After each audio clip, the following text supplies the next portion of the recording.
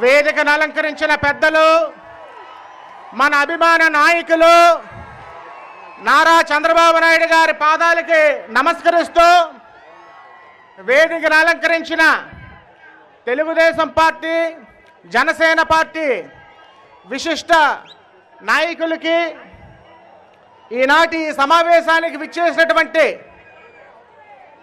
Vizianagaram parliament పరిధిలో ఉన్నటువంటి చీపురుపల్లి, నెల్లిమర్ల, ఎచ్చర్ల, రాజాం, విజయనగరం, గజపతి నగరం నియోజకవర్గాల నుంచి విచ్చేసిన తెలుగుదేశం పార్టీ శ్రేణి నాయకులకి, కార్యకర్తలకి, శ్రేణులకి, మన్యం జిల్లా పార్వతీపురం, సాలూరు, కురపాం నుంచి విచ్చేసినటువంటి తెలుగుదేశం పార్టీ నాయకులకి, శ్రేణులకి, ముఖ్యంగా మమ్మల్ని ఈ స్థాయికి ఎదగడానికి దోహదపడినటువంటి బొబ్బిలి నియోజకవర్గ ప్రజానికం యావత్ మందికి, తెరలాం, బాడంగే, రాంభద్రపురం, అదేవిధంగా బొబ్బిలి మున్సిపాలిటీ, బొబ్బిలి టౌను, అదేవిధంగా మాకు ప్రాణంతో సమానమైనటువంటి సీతానగరం, బలిజిపేట మండలం ప్రజానికానికి కూడా నా హృదయపూర్వక నమస్కారాలు తెలియజేసుకుంటున్నాను.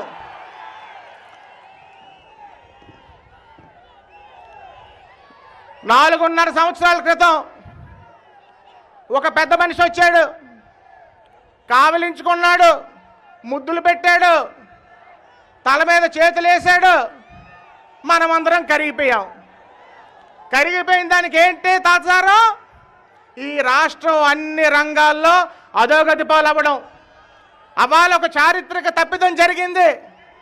దానివల్ల రాష్ట్రం అన్ని రంగాల్లో కూడా అధోగతి పాలైంది. రైతాంగం అవ్వనివ్వండి, యువత అవ్వనివ్వండి, మహిళలు అవ్వనివ్వండి, వ్యాపారస్తులు అవ్వనివ్వండి, చేతి వృత్తి పనివారు అవ్వనివ్వండి, అన్ని రంగాల్లో పూర్తిగా భూస్థాపితమైపోయింది.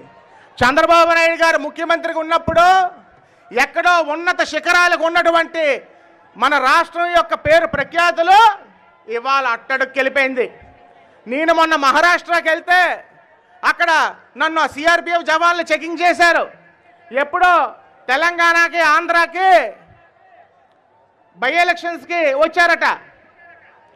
తెలంగాణ కొంత పర్వాలేదు కానీ హిందీలో చెప్పారు, మీ రాష్ట్రం మాత్రం వేస్ట్, అక్కడ అసలు ఏమీ బాగోలేదని 2.5 సంవత్సరాల క్రితం చెప్పారు.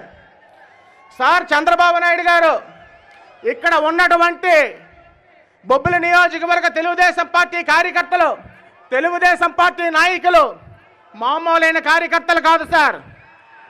ఈ రాష్ట్రంలోనే స్థానిక సంస్థల ఎన్నికల్లోనే, పంచాయతీలు అవ్వనివ్వండి, ఎంపీటీసీ, జెడ్పీటీసీ ఎన్నికల్లోనే అవ్వనివ్వండి, ఈ రాష్ట్రానికి జగన్మోహన్ రెడ్డి వద్దు, నారా చంద్రబాబు నాయుడు గారే ముద్దు అని అవ్వాలి.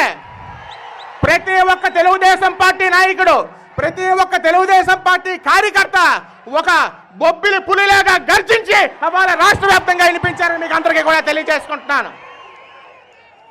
ఇవాళ నియోజకవర్గంలోని అనేకమైనటువంటి సమస్యలు ఉన్నాయి. తమరు ముఖ్యమంత్రిగా ఉన్నప్పుడు, ప్రీతమ నాయకులు అశోక్ గజపతిరాజు గారు కేంద్ర మంత్రిగా ఉన్నప్పుడు, అదేవిధంగా నా సోదరుడు సుజయ్ కృష్ణరావు మరి మంత్రిగా ఉన్నప్పుడు మంజూరు చేసినటువంటి రోడ్లు అవనివ్వండి, ఈ రోజు వరకు కూడా పూర్తి చేసుకోలేని దౌర్భాగ్య స్థితిలో ఉన్నారు.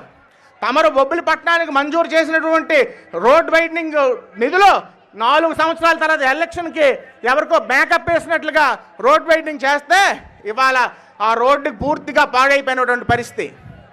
ఇవాళ రాంభద్రపురం మండలం కొండకింగ గ్రామంలో అక్కడ ప్రజలు తెలుగుదేశం పార్టీకి 600 ఓట్ల మెజార్టీ స్థానిక సంస్థల్లో ఇచ్చారని ఇవాళ మన కార్యకర్తలకి, పేద ప్రజలకు లేకుండా అక్కడ స్థానిక నాయకులు డబ్బులు వసూలు చేసి తీరని అన్యాయం తెలుగుదేశం పార్టీ ప్రజలకి, గ్రామ ప్రజలకి చేస్తున్నారు. తప్పకుండా తమరు ముఖ్యమంత్రి అయ్యాక మనం అందరం కూడా న్యాయం చేయాలని కోరుకుంటున్నాను. అదేవిధంగా సాగునీరు దౌర్భాగ్య స్థితిలో ఉంది. తోటపల్లి కాలువ దౌర్భాగ్య స్థితిలో ఉంది. వెంగళరాయ సాగరం కాలువ అయితే ఇది కాలువ కాదు, పెద్ద పుల్లో అడవి పందులో ఉంటే అక్కడ కాపురం చేసుకోవచ్చు, అంత దౌర్భాగ్య స్థితిలో కాలువలు ఉన్నాయని మీకు అందరికీ కూడా తెలియజేసుకుంటున్నాను. పేరుకే గ్రోత్ సెంటర్ 70% ఉద్యోగాలు ఇస్తామన్న పెద్ద మనిషి న్యాయబద్ధంగా సర్వస్వం కోల్పోయి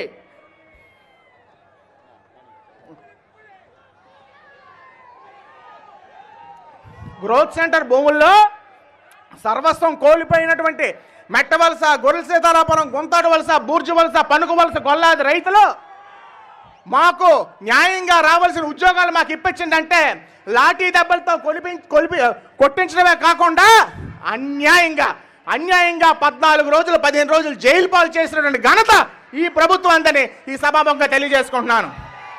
చిట్ట చివరిగా ఒకే ఒక్క ముక్క చెప్పి నేను నా ప్రసంగాన్ని ముగిస్తాను. మేము పార్టీలో చేరినప్పుడు మరి మమ్మల్ని ఇద్దరిని నా సోదరుడు సుజయ్ కృష్ణ గారు ఎవరైతే ఉన్నారో, నా తండ్రి చనిపోయిన దగ్గర నుంచి కూడా నా తండ్రిగానే నేను తను భావించాను. అదేవిధంగా మీ ఇద్దరం కూడా ఈ రోజు వరకు కూడా మా పైన సాగిస్తున్నాం. తమరు అవ్వాలి మమ్మల్ని ఇద్దరిని కూడా బ్రహ్మాండంగా చూసుకుంటామని మాట ఇచ్చారు. అదేవిధంగా చూసుకుంటున్నారు, మా ప్రజలను కూడా చూసుకుంటున్నారు. అదేవిధంగా మేము రక్తం పంచుకు పుట్టకపోయినా మరి వారి పూర్తి సహాయ సహకారాలు ఇస్తున్నటువంటి తెంట్ల లక్ష్మణాయుడు గారిని కూడా తమరు ఎప్పుడు కూడా మర్చిపోకూడదని ప్రార్థిస్తూ, మాకు ఇంత వ్యవసాయ పనులు, ఇంత పండగ పనులు, అనేకమైనటువంటి పనులున్నా ఇంత జయప్రదం చేసినటువంటి ప్రతి ఒక్కరికి, ప్రతి ఒక్క తెలుగుదేశం పార్టీ కుటుంబ సభ్యుడికి పేరు పేరున నా కృతజ్ఞతలు తెలియజేసుకుంటూ చివరిగా ఒకటే చెప్తున్నాను. కష్టకాలంలో రేపు ఇవాళ మీరు ముందు వరుసల్లో ఉన్నారు. రాజకీయ ఎలక్షన్స్ ఈక్వేషన్స్లోనే కొంతమంది ఒకరిద్దరు చేర్చుకోవచ్చు, చేర్చుకోకపోవచ్చు. ఎలక్షన్లు అయ్యాక వాళ్ళు ముందు కుర్చీల్లో కూర్చున్నా మీరు ఒకటి మాత్రం గుర్తుంచుకోండి, ఎవడు ఎక్కడ కూర్చున్నా కష్టకాలంలో తెలుగుదేశం పార్టీ జెండా మోసి పార్టీని నిలబెట్టి బతికించిన ప్రతి ఒక్క తెలుగుదేశం పార్టీ కార్యకర్త ఎల్లప్పుడు కూడా మన గుండెల్లో ఉంటాడనే విషయం మీకు అందరికీ కూడా తెలియజేసుకుంటూ, అదేవిధంగా జనసేన అధినేత పవన్ కళ్యాణ్ గారికి నా హృదయపూర్వక కృతజ్ఞతలు.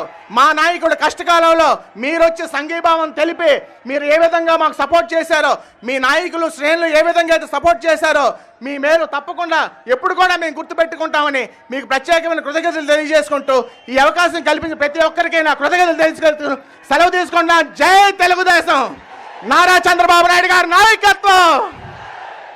ఇప్పుడు